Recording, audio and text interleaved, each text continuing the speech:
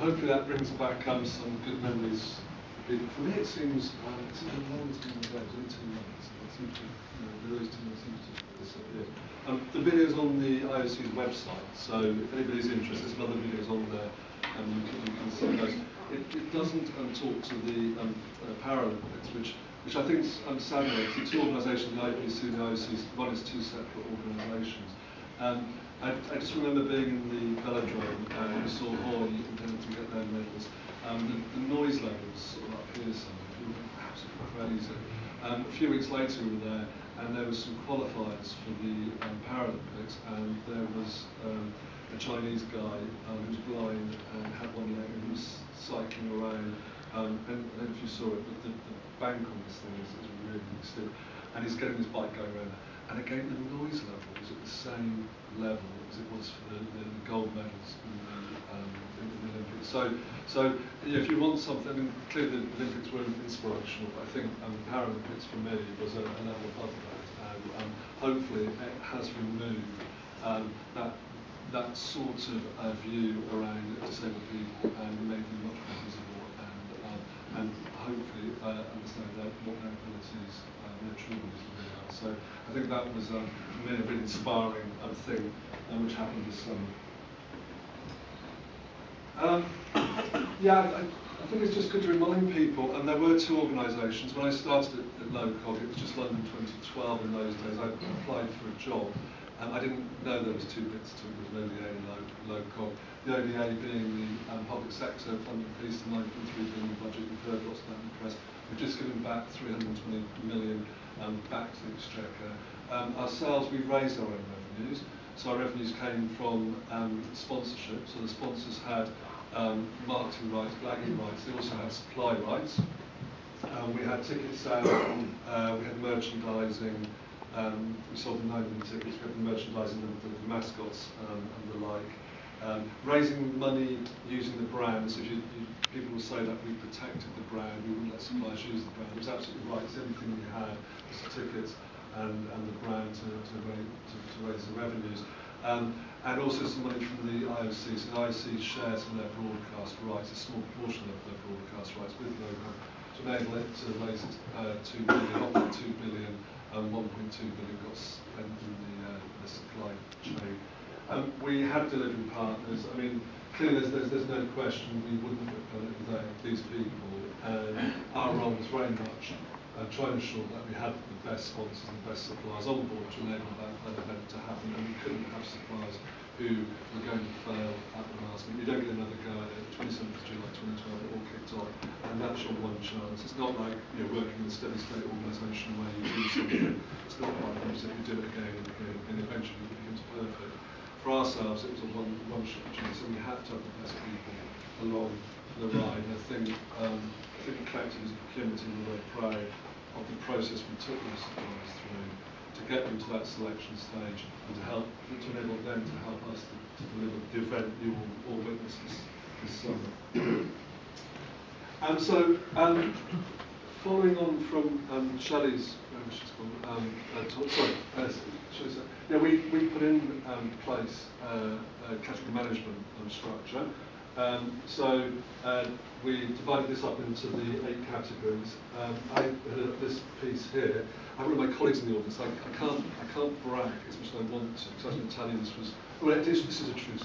This is the largest. This is 50% of the total. It's the most complex. There's design. There's installation. There's removal. We delivered the venue. So all the venues you've seen. I'm sure some of these other categories, like this one, was particularly difficult. That was very difficult. But the others were very, very easy. So venues and infrastructure delivered those venues. So when you saw Horse Guards, you saw the beach volleyball, that was our venue. That temporary grandstand was one of our temporary grandstands. You saw Horse Guards.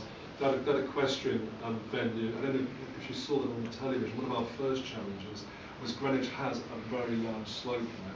We had to level the field of play, so we had to buy a very large reinforced steel deck, never been deployed before, It was one of my major concerns that when we came to that thing was going to sort of just move somehow. As it didn't, it was awesome. And it's a great thing. There was it just didn't look right. Underneath there was a very few poles holding up this thing, which had a field of play on top of it, and had horses jumping over jumps and things. It was good on the nose. That's absolutely fine. So we did buy 1.8 million pieces of sports equipment. We bought 5,000 bouquets of flowers. We bought enough low voltage power cable here in London Eye 1.3 million times. We bought enough toilets to service Mould, enough tents to cover Hong Kong. So just to give some scale of it, it was big and it was ugly. Oh, I thought it was very pretty actually, but it felt ugly at the time. Clearly there was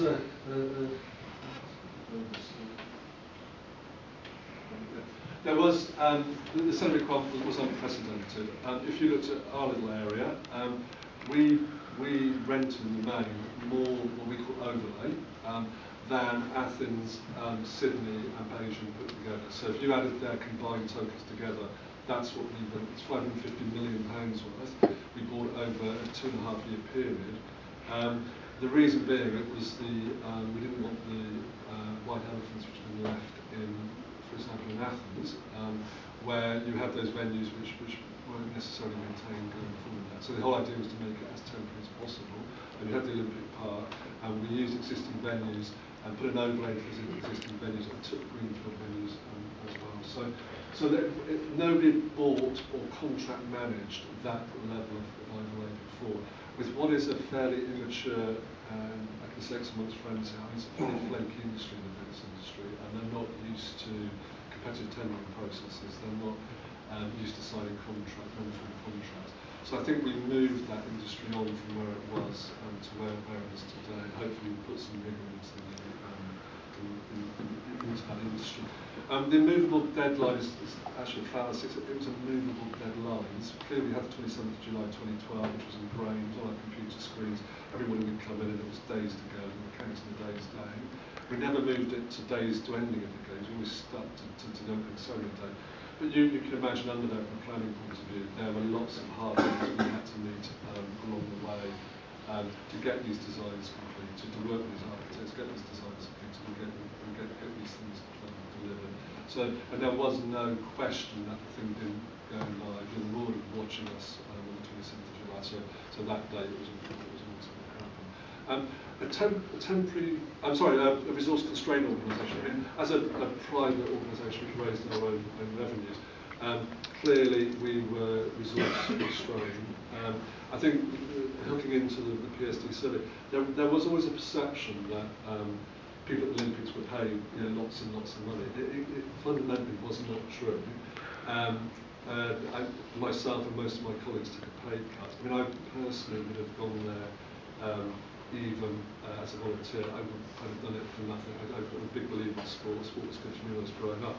And so when the Olympics were announced, I was going to work for the Olympics and I'd have done anything for them sort of thing. So taking a pay cut really wasn't an issue, but my colleagues did that as well. There is something, I think, about having a project where you can motivate people on different terms other than just a pure salary. I think LOCOG is incredibly good at employee engagement. I think we could bring people on, but once we got them on, we asked a lot of people. I think we filled people's heads with knowledge and information. We worked them very, very hard. And I look at my team particularly, and I think what they did, to very little reward from a financial point of view, was impressive. But I think it was getting behind the whole Olympic thing. It was post-Beijing, we had the great success in Beijing, so people wanted to come on board. But was it easy to attract people? I think the answer is absolutely no, it wasn't easy to attract people. I think there is something very much about being a temporary organisation and trying to get people into a temporary organisation. I think we could get people in for an interview. I think they stopped and thought, probably 2-year, 1-year contract. And if I'm in a permanent job, I'm going to walk away from that and pay for my pension. Probably not. So So those people were sort of ruling themselves out. I think when we started on the journey, the economy was in a very different position and place than it is today, frankly, particularly construction. So getting people then was difficult, there was a shortage of people. I think as time went on, were there more procurement people available? I don't know, because maybe procurement people were more in demand, and organisations were looking to take cost out, whatever it would be. So for us to find people was a big challenge, I have to say. I felt once the recruitment consultants had done their piece, and they've got the people into us, I think we could sort of sell the jobs to them. But so the salaries were great, and they knew they were going to work hard, and also like through the games time piece as well, we were operational contract manager, and we were working shifts.